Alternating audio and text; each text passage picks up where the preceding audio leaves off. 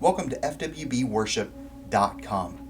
My name is Tony Cooper, and I am the worship pastor at Temple Free Will Baptist Church in Winterville, North Carolina. Thank you so much for joining us in this video series entitled Identity Created to Worship. In the last 3 sessions, we talked about who we are in Christ as servants, as new creations, and as apostles or messengers of the King.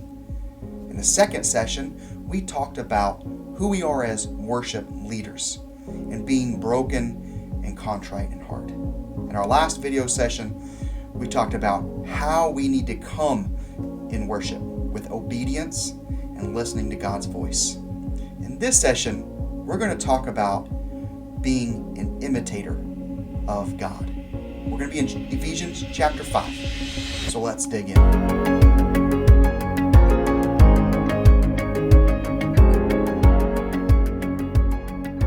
Ephesians 5, chapter 1 tells us this. Therefore, be imitators of God as the beloved children.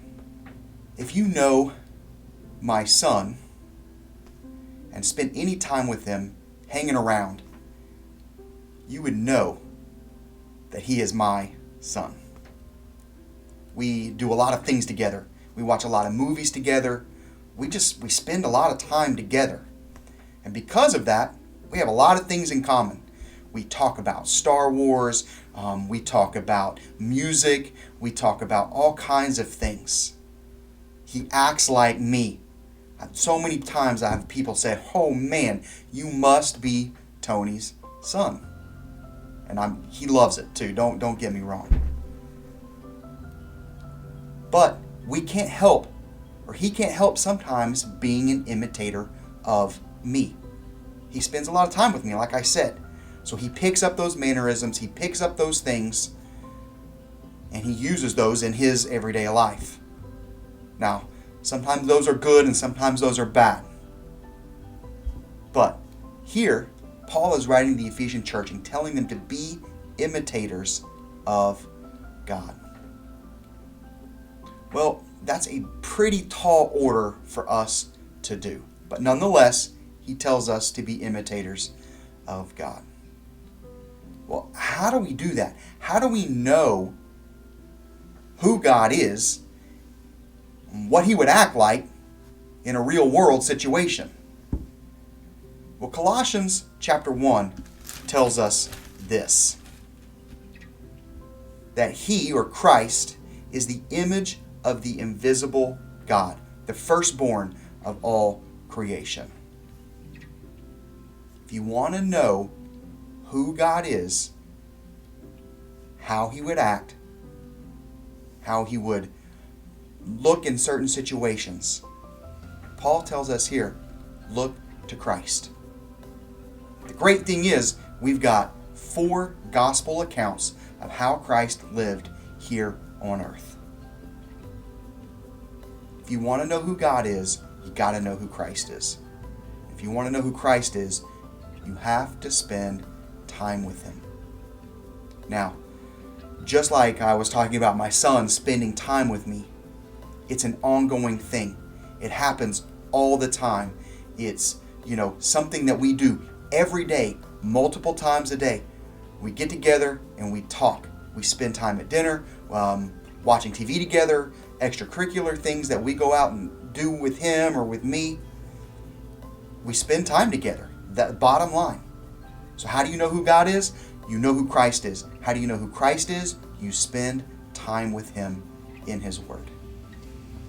These 4 gospels will tell you everything you need to know about who Christ is. His love, his grace, his mercy, his passion, the things he will do, the things he will not do, how he handles situations. Know who Christ is and be an imitator of that. Now, as worship leaders, how many of us are comfortable with people being imitators? We need to have people imitate us because we are imitators. Just like my son imitates me, who is he imitating? Are we a good reflection of who God is? The bottom line is, as a worship leader, People are going to look to you and they are going to imitate who you are. Like it or not. Just like your kids, they're going to imitate who you are. So who are you imitating? How do you handle situations? Do you show love, mercy, and grace? What is your passion? Be imitators of God. The highest form of flattery, as it said, is what? Imitation. If you truly love God, if you truly worship God, then you will be an imitator of Him.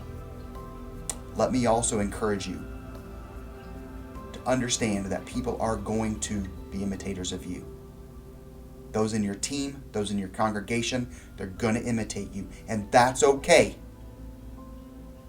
Even if you get it wrong, you can let them know, I got it wrong, and this is how we go about fixing it. When you get it right, tell them, I'm just imitating God. You're discipling people just as you are always being a disciple. Thank you for joining us in this 4-part series in Identity Created to Worship. Hopefully it helps you in your personal life dig deep, find out who God is, and worship Him genuinely. Hopefully it helps you in your ministry, how we can disciple others and bring them along, that we can help our congregations worship true. There are plenty of other resources here on this website. There's also contact information. Reach out to us. We'd love to help you. Our objective is for our congregations to worship God in spirit and in truth. We love you. Thank you for watching. See you next time.